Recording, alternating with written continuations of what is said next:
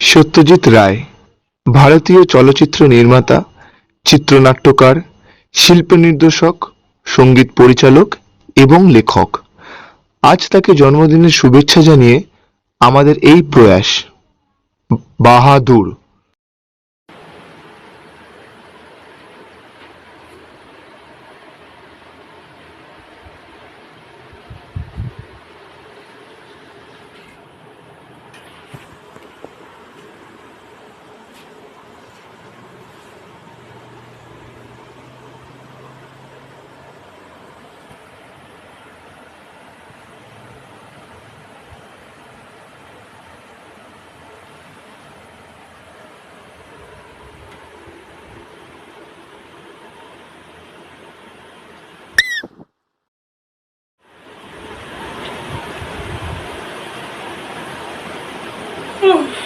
বাবা,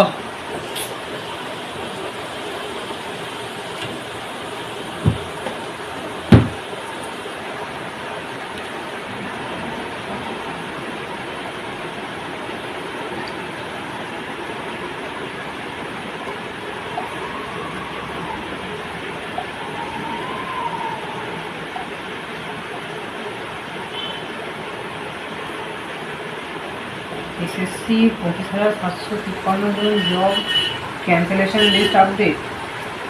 25,753 জনের কারা যোগ্যতা বলা সম্ভব নয়। এসসি আবেদনের পর কবুল এসএসসি চেয়ারম্যান।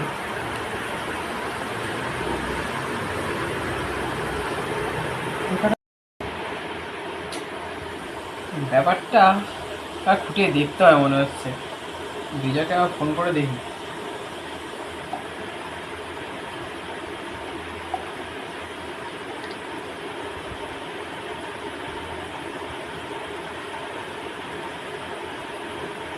হ্যাঁ, হ্যালো। আরে হ্যাঁ, আমি রাজ বলছি রে। ভাই, চাকরিটা আছে? কি বলিস? তাই নাকি? আমার কাছেও আজ সকালে এলো। চাকরিটা কি সত্যি চলে গেল?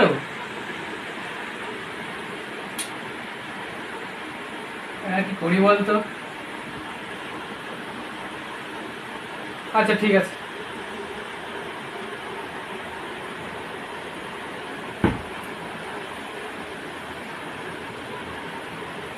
না, চোখটা ধুয়ে আসি, তারপর দেখা যাক কি করা যায়।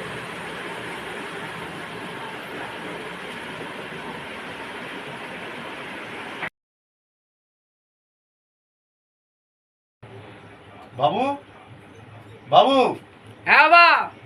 কাজে কাজে ব্যস্ত না থাকলে একটু এখানে এসো তো। হ্যাঁ, কথা আছে। যাচ্ছি। হ্যাঁ বাবা, ডাকছিলে? হ্যাঁ, কি ভাবলে? কোন বিষয়? বিষয়টা তোমার জীবনে। তাহলে আমায় কেন মনে করাতে হবে? যাই হোক, যা বলছি শোনো। কিছু ভাবলে নাকি হারিয়ে যাওয়া চাকরিটা নিয়েই পড়ে আছো? অনেক দিন কেটে গেল, কতদিন আর আমি চালাবো এই সংসারে? তাও তো সবজির ব্যবসাটা ছিল বলে দুবেলা পরিবারকে নিয়ে খেতে পাচ্ছি। খবরে যা দেখলাম আর শুনলাম, মনে তো হচ্ছে হয়তো তোমাদের এপ্রিল মাসের বেতনটুকুনিও দেবে না। এবারে যে কোনো একটা কাজের কথা ভাবো, কাজে যাও, রোজগার করে নিয়ে এসো। এইভাবে আর কতদিন চালাবো? ঘরে বসে বসে সরকারি চাকরিটা যতদিন ছিল ততদিন তোমার দাম ছিল, এখন তোমার কোনো দাম নেই। বাইরে গিয়ে 100 টাকা ধার চাইলে কেউ দেবে তোমাকে? তখন তখন যেটা বলছি, যা পারো করো, কাজে যাও কাল থেকে। ও মা, একটু খাবার দিয়ে যা তো।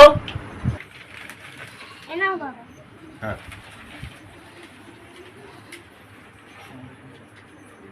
যেটা বলছি সেটা একটু ভেবে দেখো। যদি নিজের জীবনটা যদি মনে করো যে ভালোভাবে কাটাবো, তো করে দেখো। আর যে ভাবো যে না, এমনি সাধারণভাবে ঘুরে বেড়াবো, তো এমনি সাধারণভাবে ঘুরে ঘুরে বেড়াও। তো আমার আর কিছু বলার নেই। এবার যেটা ভাবে সেটা তোমার নিজের উপরই ভাব। তা বাবা আমি একটু বেরোচ্ছি, হ্যাঁ আমি একটু বাদে আসছি। কোথায় যাচ্ছ? আসলে বন্ধুরা একটু ডেকেছিল, ওদের সঙ্গে বহুদিন দেখা হয়নি, তাই আমি আসছি একটু। যাই করো না কেন, অন্ততপক্ষে এই কথাটা ভেবো, আমি যেটা বললাম সেটা একটু ভেবে দেখো। পাওয়া যাচ্ছে না, তো বাড়ি থেকেই বেরোচ্ছি, কিছু খেতেও ইচ্ছে করছে। আরে বহুত গরম, কি বলবো, ডেলিভারি করতে করতে না মাথাটা খারাপ হয়ে যাচ্ছে। হ্যাঁ তোর তো আবার ডেলিভারি কাজ না। হ্যাঁ আমাদের এখানে মোটামুটি ভালোই আছে, আমরা যখন ডাক করছি যাচ্ছি, ওই যে কাজ দিয়ে সঙ্গে সঙ্গে চলে আসে। বেশি ঝামেলা রাখছি না তো, যতটা পারি টুকুটা।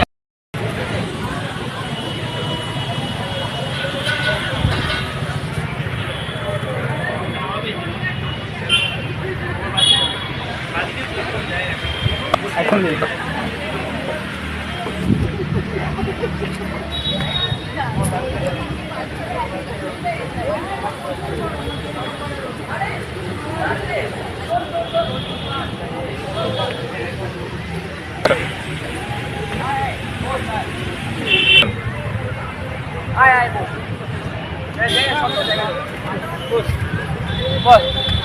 যা গরম পড়েছে। হ্যাঁ ওই চলছে। আরে এই তো এইমাত্র ওই বলছিল এত গরমে হচ্ছে নাকি রোদ্দুরে বেরিয়ে চুল খারাপ হয়ে গেছে। রোদ্দুরে চুল ছাড়া হয়ে যাচ্ছে। হ্যাঁ ঘুরে বেড়া সারাদিন তো ডেলিভারির জন্য। তো আমি বিন্দাস আছি, এখন বেশি কাজ নেই। তোর খবর কি বল? তুই তো শুনছি নাকি এবার ছাঁটাই করছিস। হ্যাঁ তো সবকে শুনলাম নাকি এপ্রিল মাসে মানেটা দেবে না আমাকে। সবকেই ধরেছে, বলতে গেলে ধরেছে সবকে একেবারে। খবর টবর পাচ্ছে না, যা মানে বাজে অবস্থা আমরা দেখলাম তো। যা টাকা ফাঁকা দিয়ে ঢুকে তাকে ধরতে পারেনি বলে আর সবাইকে একসাথে 5টা দিয়ে দিয়েছে। এখন ব্যাপারটা হচ্ছে এরকম, একদম পুরো সবকে ছাঁটাই করে দিয়েছে। এখন বলছে কি যে এপ্রিলটা তোরা খেটে গেলাম, এপ্রিলের মানে একটুকুনি হতে ওটা তো শুনলাম। বেকার খাট কি করবি, সরকারি জিনিস না। যাই হোক আমি ভালোই আছি। ইয়ে বাবা কাকু কেমন আছে? কাকিমা এখন ভালোই আছে, বাড়ির লোকেদের সঙ্গে কাছে রাখনি, এখন কথা শুনতে হচ্ছে চাকরি চলে গেছে। কালকে তো টিভিতে দেখলাম, সকালে খবরেও পড়লাম, চাকরিটা পাবে আর ঠিক মনে হচ্ছে। কি জানি। আচ্ছা ভাই একটা কথা বলবো, তুইও কি ওদের মতো মানে খাইয়ে ঢুকেছিলি মানে? আরে ধর ভাই, আমাকে দেখে এরকম মনে হয়? আরে না না, আমি সে চড়ছিস কেন, আমি সেইভাবে বলিনি, আমি জাস্ট এমনি আরে ধর ভাই, ভাল লাগছে না। চল সারা বাড়িতে সারাক্ষণ বাবা ও কথা শুনিয়ে যাচ্ছে, এখানে বাবার কাছ থেকে তোদের কাছে এলাম, একটু মনটা হালকা করবো, তোরা বন্ধু হোক। হ্যাঁ তা তোরা এখানে তখন ধরে চাকরি নিয়ে পড়ে আছিস, কার ভাল লাগবে বলতো? হ্যাঁ তোরা বন্ধু হোস, কোথায় আমাকে নিয়ে দোকানে আড্ডা মারবি, চা সিগারেট খাবো সবাই মিলে, তোরা এখানে এসে চাকরি নিয়ে পড়ে আছিস আমার তখন থেকে। তুই কোথায় যাবি সেটা তোর ব্যাপার, আমি তো বলতে আসবো না। চাকরি তুই করিস, আমি নয়। তাই আমি বলছি ভাই, আমার জায়গায় কিন্তু আমরা বিন্দাস আছি। আমি যাচ্ছি, যখন যখন কাজ করছি, যখন ডাকাস তখন করছি। এও যখন ডেলিভারি চার্জ উঠছে তখনই ডেলিভারি দিতে যাচ্ছে। আমাদের ব্যাপার না, আমরা মাছ ধরে ঠিক আমার ব্যাংকে টাকা ঢুকে যাচ্ছে, বিন্দাস আমরা আছি সারাদিন রিল্যাক্স, গরমের মতো রিল্যাক্স। আমরা তো একদম ফ্রি আছি ভাই, আমরা যাই কাজ করি, ডেলিভারি হয় না হয় ব্যাস, মাসে যা ব্যাংকে পয়সা টাকা আসে ঢুকে যাবে তো। আমাদের বিন্দাস তুই থাকি। নিজেকে নিয়ে ভাব, আমরা বিন্দাস আছি। এবার তুই কি করবি কি না করবি তুই ভাব, আমাদের দেখতে হবে না। বোঝ তুই। শোন ভাই, তোদের মতন বন্ধু থাকার থেকে না থাকা অনেক ভালো ভাই। আমি এখানে এলাম ভাই নিজের মনটা হালকা করতে, আমি বুঝে গেছি ভাই তোরা কিরকম। ঠিক আছে ভাই, আমি আসছি।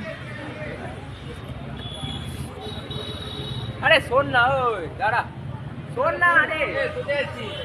শোন শোন, এই না, শোন না, এই রাগ করিস না।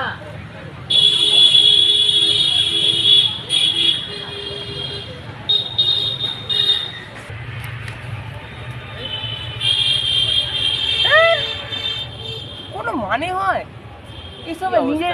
নিজের কাছে আমাদের এসে মাথা খারাপ দেখ, ছাড়তো বেকার, ভালো লাগে না। গরমের মধ্যে একে এসে প্যাচ নিয়ে একটা কথাবার্তা বলে চলে গেল। ছিল এসে জ্বালাচ্ছে। ছাড়, চল তো দেখি কালকে আবার দেখি সকালে হ্যাঁ, আবার তো কাজ আছে, আমার সকালে ডিউটি পড়ে বলে চল, খিদেও পেয়েছে, বাড়ি চল চল চল। চল যাই।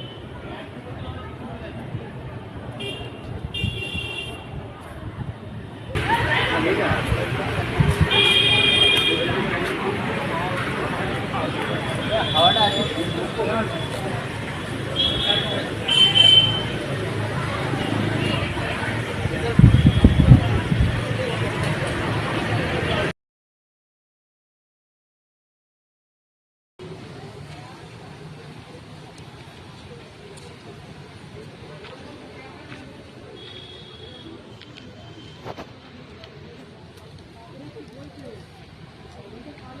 হ্যাঁ বৃষ্টি, বলছি যে আমি তোমার এই বাড়ির সামনে গঙ্গার ঘাটটাতে এসেছি, একটু পারলে একটু এসো, দরকার আছে। আচ্ছা, হ্যাঁ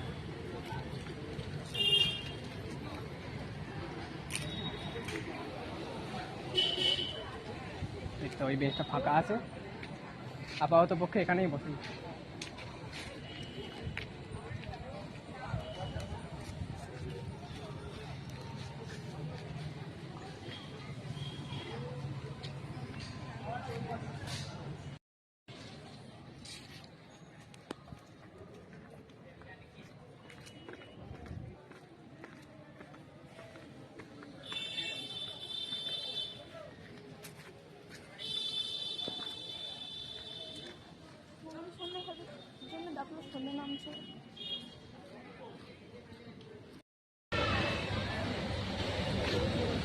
সন্ধ্যে সন্ধ্যে হয়তো ডাকলেন। ভাল লাগে না, আমাকে চলো আমি এগিয়ে বলছি।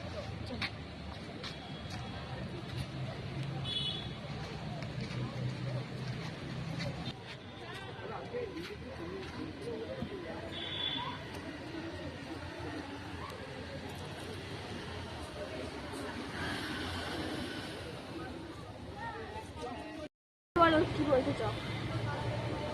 কি আর বলবো, সবই তো জানো। আমার চাকরিটা গেছে, বাড়ি দিয়ে বাবা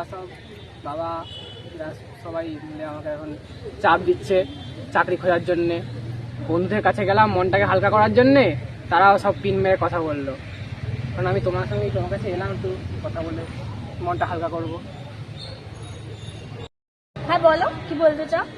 কি আর বলবো, সবই তো জানো। আমার চাকরিটা গেছে, তার সঙ্গে আরও 25,753 জনের চাকরি গেছে, তাদের মধ্যে আমিও পড়েছি। বাড়িতে সবাই কথা শোনাচ্ছে, বাবা সকালবেলা একদম আচ্ছা মতন শুনিয়ে দিল। সন্ধ্যেবেলা বন্ধুদের সঙ্গে দেখা করতে এলাম, যদি তাদের সাথে কথা বললে একটু মনটা হালকা হয়, তারাও একদম পিন মেরে কথা শুনিয়ে দিল আমাকে। সবার মনে একেবারে হিংসা। সরকারি চাকরি করতাম না, অত প্রাইভেটে জব করে, একজন ডেলিভারি বয় আর একজন মেডিকেল রিপ্রেজেন্টেটিভ। সারাদিন ওদের মধ্যে টোটো করে ঘোরে গাড়ি নিয়ে, ওই তো জ্বালা। আমি তো ফ্যানের তলায় বসে আরামে কাজ করতাম, সরকারি চাকরি আমার। সবার মনে হিংসে, সবাই আমাকে আচ্ছা করে কথা শোনালো। এসব আজকে আমি ওদেরকে ভালো বন্ধু ভাবতাম আমি, কালকে ওদের আসল লুকটা দেখতে পেলাম। এবার কারোর সঙ্গে সম্পর্ক রাখবো না ওদের। দেখো কার সাথে কি সম্পর্ক রেখেছো কি রাখোনি আমার জানার দরকার নেই, আমি জানতেও চাইনি। আমার তোমাকে এটাই বলা আছে যে আমার বাড়ি থেকে আমার বাবা আমার সম্বন্ধ দেখা শুরু করে দিয়েছে।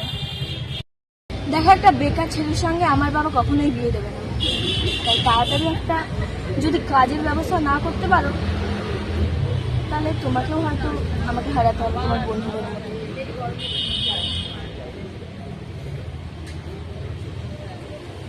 তোমাকে তো শুরু থেকে সবই বললাম, আমার চাকরিটা গেছে, তুমি তো জানো ভালো করে। সবাই আমার কথা শোনাচ্ছে, তাই তোমার কাছে এলাম কথা গল্প করে মনটা হালকা করার জন্য। কিন্তু শেষ পর্যন্ত তুমিও সেই আমাকে আমার চাকরি নিয়ে খোঁটা দিতে লাগলে।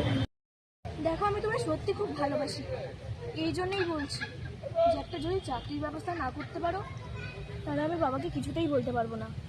যদি না বলতে পারি আমাদের দুজনের বিয়েটা হবে না। দেখো আমি আমাদের দুজনের ভালোর জন্যই এই কথাটা বলছি, যদি একটা চাকরির ব্যবস্থা না করতে পারো আমাদের কিন্তু বিয়েটা হতে পারবে না। বাবা তার মানে ঠিকই বলেছিল, আমার এখন আর কোনো দামই নেই। পরিবার এবং বন্ধুদের পরে ভাবলাম তোমার কাছে আসবো, তুমি হয়তো আমার দুঃখটা একটু বুঝতে পারবে। কিন্তু না, দেখছি সবাই আমাকে অবহেলাই করছে। আমারই কোনো দোষ ছিল চাকরিটা হারানোর পেছনে? ছোট মস্তিষ্কপ্রাপ্ত কিছু লোক সব জায়গাতেই থাকে, তাদের জন্য আমাদের মতন সাধারণ মানুষদের কাছে বেকারত্বের শিকার হতে হচ্ছে। দেখো আমি তোমার মনের অবস্থাটা ভালো করেই বুঝতে পারছি, কিন্তু আমার হাতেও যে কিছু নেই। আমারও বয়সটা হচ্ছে, বিয়ের যথেষ্ট বয়স হয়েছে, আমাকে এবার বিয়ের চিন্তাটা তো করতে হবে। ঠিক আছে, তুমিও তোমার আসল লুকটা দেখিয়ে দিলে। ঠিক আছে যাও, তুমি তো বাবার পছন্দ করার ছেলের সঙ্গে বিয়ে করে নাও, আমার তো বেকার ছেলের পাশে কাউকে দাঁড়াতে হবে না। তাও তোমার মতো বেকার ছেলেকে কেউ বিয়েও করবে না।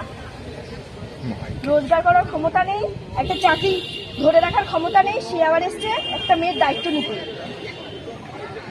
ঠিক আছে ঠিক আছে, যাও তুমি যাও, তুমি আসতে পারো। বাড়িতে বসে বসে বাবার টাকা ধ্বংস করবে, দেখবে কোন দিন বাবাই তোমাকে বাড়ি থেকে বার করে দেবে। ঠিক আছে ঠিক আছে, আমি তোমাকে চিনে গেছি, তোমার মতো মেয়ের আমার দরকার নেই, তুমি আসতে পারো, যাও আমার সামনে আমার দাঁড়িয়ে থাকো না। যাও যাও, তুমি যাও, তোমার মতো ছেলেকে কেউ পাত্তাও দেবে না।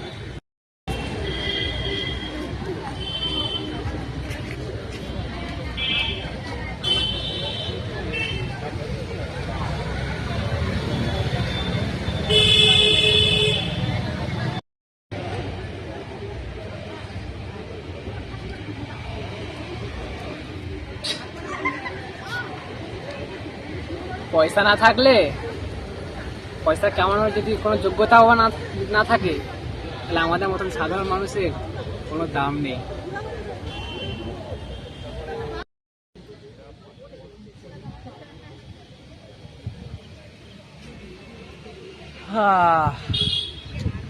আকাশটাও কালো হয়ে গেল, আর আমার জীবনটাও এক এক করে সব আলো নিভে গেল। আর জীবনটা আস্তে আস্তে এইভাবেই অন্ধকারের দিকে এগোলো।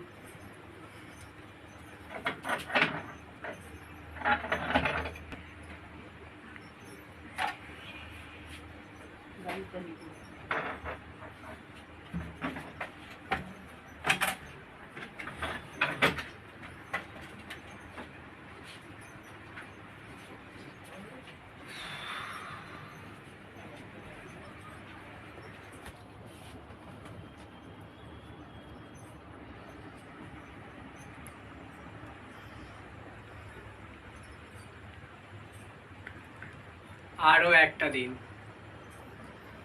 আরো একটা দিন কেটে গেল এইভাবে ইন্টারভিউ দিতে দিতে। আর যে কতদিন যাবে এভাবে।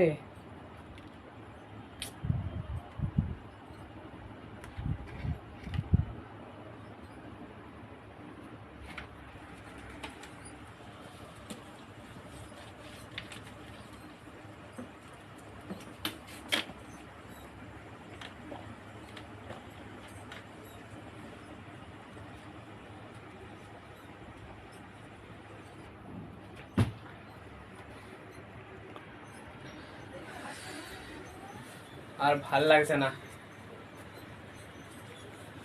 জামাকাপড়টা খুলি।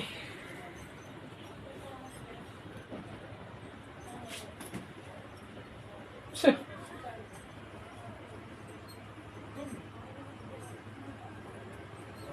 আর কোনোদিন পড়া হবে বলে তো মনে হচ্ছে না।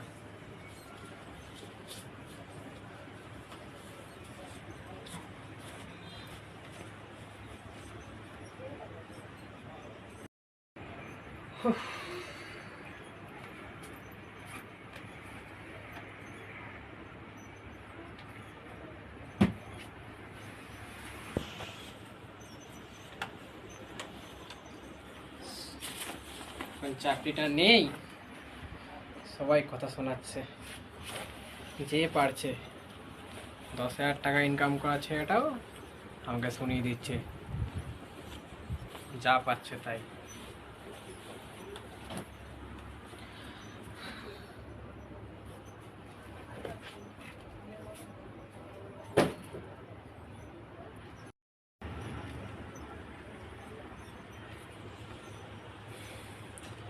একমাত্র এই তো আছে যে আমার সব দুঃখ দূর করতে পারে। সব কথা থেকে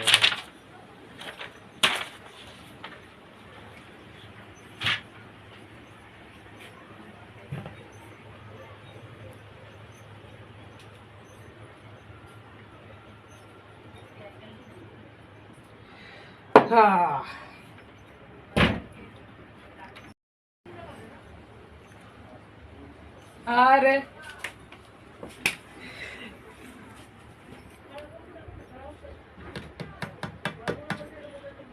দিব্যি আছিস বল। হ্যাঁ, সকাল বিকেল দুবেলা খাবার পেয়ে যাস, গেলে সাঁতার কাটিস, কোনো চিন্তা নেই বল। আমাকে দুটো পয়সা রোজগার করতে হবে করার জন্য, যে যা পাচ্ছে শুনিয়ে দিচ্ছে। হ্যাঁ, তোরাই ভালো আছিস। যাকগে, তোরা তুই ভালো থাকিস। আমি বসি, আমার একমাত্র সম্বল।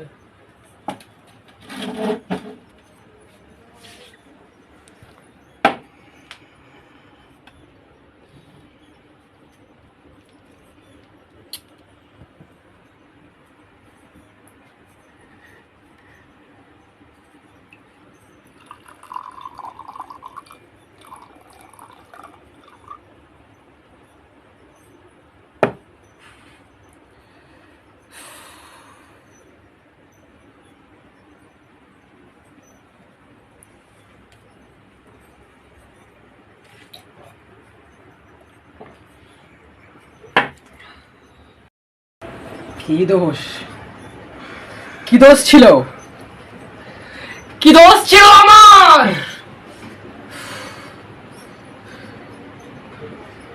এই নামেই খালি আদিত্য বাহাদুর।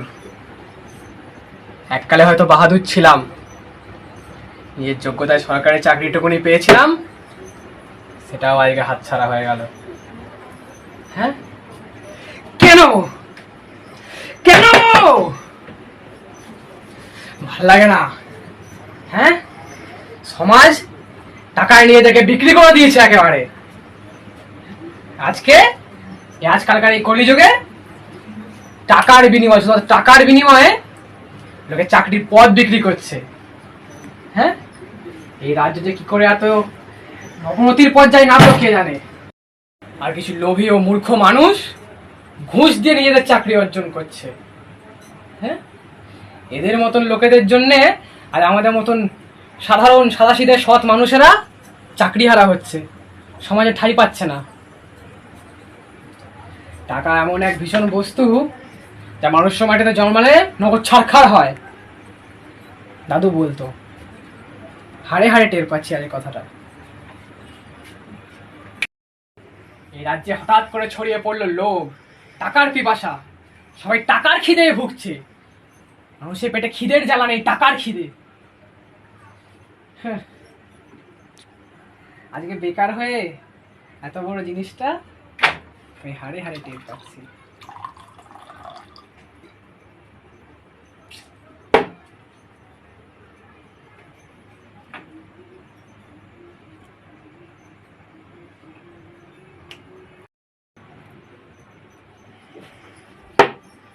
এই লোভী সমাজে আমাদের মতন সৎ সাধারণ ছেলেদের কোনো জায়গা নেই। এই বেকারত্ব নষ্ট করে দিতে পারে একটা মধ্যবিত্ত ছেলে, তার পরিবারের সঙ্গে সম্পর্ক, তার বন্ধুদের সঙ্গে সম্পর্ক এবং দুটি ভালোবাসার মানুষের মধ্যে তার সম্পর্ক, সবকিছু নষ্ট করে দিতে পারে।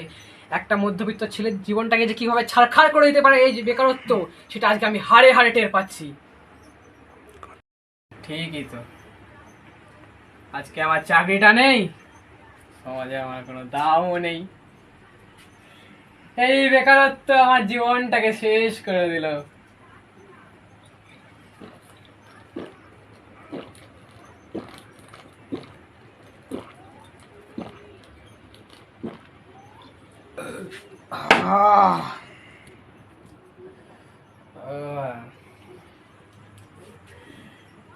আমার সমাজে কোনো দাম নেই। আরে এবার আজ জীবনটাকে শেষ করার পালা। হ্যাঁ, আরে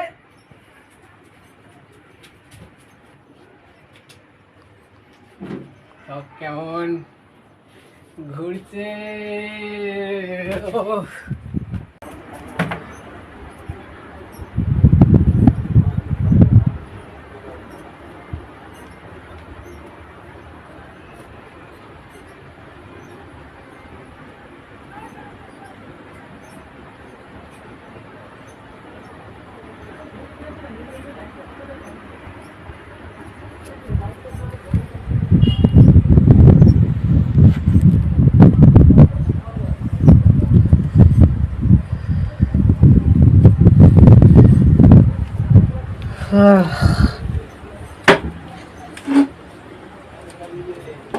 না, আর আমার কোনো দাম রইল না এ সমাজে। এবার সব শেষ করার পালা। কালকে সকাল আর আমার জন্য নয়, দেখি উপরের দিকে যাওয়া যাক।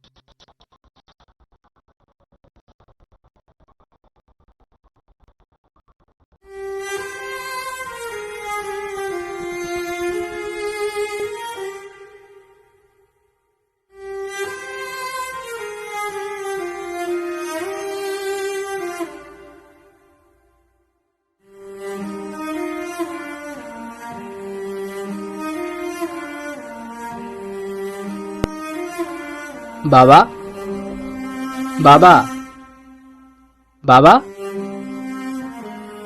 আরে নিখিল, রিজু, রিজু,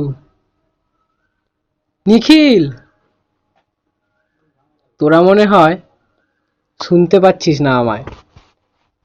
জানি শুনতে পাবি না, কিন্তু আমি তোদের খুব স্পষ্ট দেখতে পাচ্ছি। তার সঙ্গে এটাও দেখতে পাচ্ছি তোদের মনে আমাকে নিয়ে কি চিন্তা ভাবনাগুলো আছে। কি আর করলাম আমি, ব্যর্থ জীবন আমার তোদেরকে বন্ধু হিসেবে পেয়ে। শেষে আমার ভালোবাসার মানুষটাও আমাকে ছেড়ে চলে গেল। আমার নিজের পরিবারের লোকগুলো আমাকে কথা শোনাতে ছাড়লো না। যাই হোক, তোরা ভালো থাকিস। কিন্তু আর যাই হোক, আমার মতন আরো কতজন যে এরকম পরিস্থিতির শিকার হয়েছে তা আমি জানি না। এই নোংরা সমাজ, টাকার খেলার জগৎ আমাদের মতন সাধারণ মানুষদেরকে শান্তিতে বাঁচতে দেয় না। এদের কাছে আমরা এদের হাতের পুতুল মাত্র।